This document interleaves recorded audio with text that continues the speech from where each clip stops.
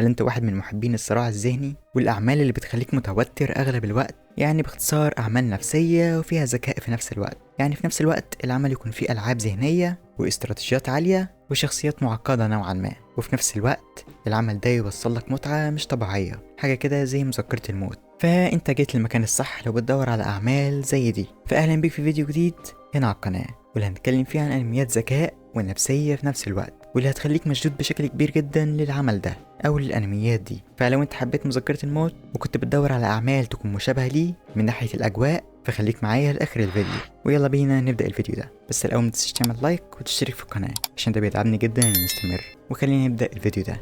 واول انمي معانا في الفيديو ده هو انمي مونستر، واحد من الانميات المميزة بشكل مش طبيعي، والقصة بتتكلم عن النزاع بين الخير والشر، وده بشكل مختصر جدا. لكن لو انا عايز اشرحها لك بشكل تاني، فهي قصة بتتكلم عن الدكتور تينما، جراح مشهور واللي خد قرار غير حياته بشكل كامل. والقرار ده كان باختصار انه انقذ حياة طفل على حساب حياة سياسي قوي. وبعد سنين كتير بيتحول الولد اللي تينما انقذه لوحش سيء السمعة، وحش بمعنى الكلمة. ومن هنا بيبدأ الدكتور تينما انه يطارد الشخص ده اللي انقذ حياته من زمان عشان يوقفه ويخليه يبطل الافعال السيئة اللي كان بيعملها. ومن هنا الدكتور تينما البطل بتاعنا بيكون عنده خيارات صعبة جدا ولازم يختار بينها، فلا يختار ايه بالظبط وايه اللي هيحصل في العمل ده. وده الصراحة واحد من الأعمال المميزة جدا اللي أنصحك إنك تشوفها، إذا كان ده من ناحية معركة الذكاء اللي كانت بين تينما والشرير بتاعنا واللي اسمه يوهان، أو إذا كان من ناحية الخيارات الخلقية اللي كان البطل بتاعنا بيمر بيها، وفكرة مين صح ومين غلط في الأنمي ده.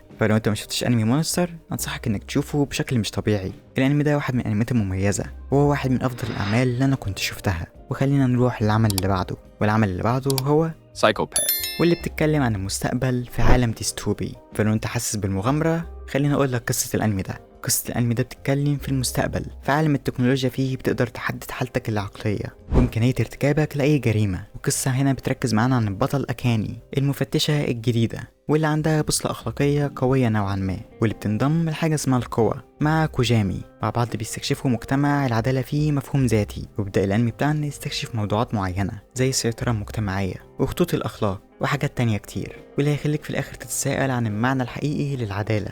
وده نوعا ما مشابه لانمي مذكرة الموت. المهم ان ده واحد من احلى الانميات اللي انت ممكن تشوفها، واللي هو برضو يعتبر انمي نفسي بشكل كبير، واللي مش هتحس بملل غالبا وانت بتشوفه. فلو مشفتش الانمي ده انصحك انك تشوفه. وخلينا نروح للانمي اللي بعده، والانمي اللي بعده هو Death Parade، او موكب الموت، واللي القصة بتاعته بتتكلم عن ان الناس بعد ما بتموت بتنتقل لحانة غريبة، وفي الحالة دي المفروض الناس الميتة بتلعب لعبة معينة، واثناء ما هما بيلعبوا النادل بتاعنا تيسم بيبدأ يراقب افعال الناس دي، وعن طريق الالعاب اللي هما بيلعبوها بيتحطوا في نوع من انواع التحديات النفسية، وده اللي بيحدد مصير الناس دي. المهم من غير ما نطول في قصة الانمي ده، احب اقولك ان ده واحد من الانميات اللي تستحق انك تشوفها. هو انمي حلو نوعا ما بعيدا عن القصة الالحادية بتاعة الانمي ده. فلو بتدور على انمي قصير يستحق المشاهدة انصحك بالانمي ده، واحد من الانميات النفسية القصيرة اللي انصحك بيها. وخلينا نروح للعمل اللي بعده، والعمل اللي بعده هو واحد من الاعمال المميزة جدا واللي انا بحبها بشكل كبير، وهو انمي كايجي.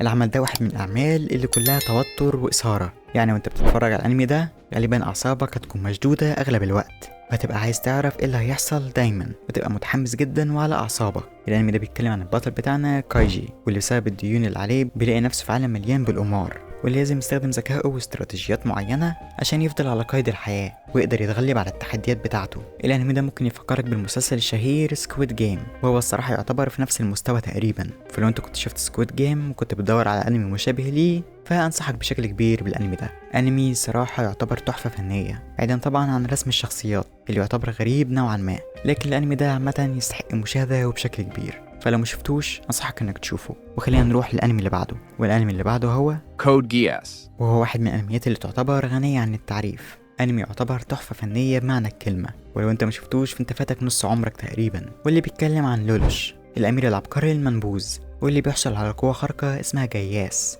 واللي بتخليه يقدر يتحكم في افعال الناس التانية. ومن هنا بيتحول لولوش لزيرو، الحارس المقنع اللي بيقدر يقود جيش التمرد ضد الامبراطورية الاستبدادية. وده الصراحة واحد من الأعمال المميزة جدا بشكل مش طبيعي. تخيل معايا كده إنك بتتفرج على مذكرة الموت، وبدل ما لايت معاه مذكرة الموت وإنما هو معاه روبوتات عملاقة. وهي دي الصراحة قصة باختصار. لو حابب تشوف واحد من الأعمال المميزة جدا، شوف كود جياس، واحد من الأعمال العبقرية بمعنى الكلمة. واللي عمرك ما هتمل وانت بتشوف الانمي ده، ولو مليت فانت اكيد شفت حلقة واحدة بس من الانمي ده، لان الانمي ده عبارة عن تحفة فنية بمعنى الكلمة، انصحك بيه بشدة. وبس كده، هي دي كانت اغلب الانميات اللي معانا في الفيديو ده، واللي اتكلمت فيها عن انميات ذكاء وانميات نفسية شبه نوعا ما انمي مذكرة الموت. فلو انت تابعت لحد هنا قول لي تحت في التعليقات ايه هو افضل انمي موجود في القائمة دي، وهل انت شفت كل الانميات اللي موجودة في القائمة دي ولا لا؟ قول لي تحت في التعليقات. وبس كده، متنساش تعمل لايك وتشترك في القناة عشان ده بيساعدني جدا ان استمر، وعشان اشوفك الفيديو الجاي. بس كده، سلام.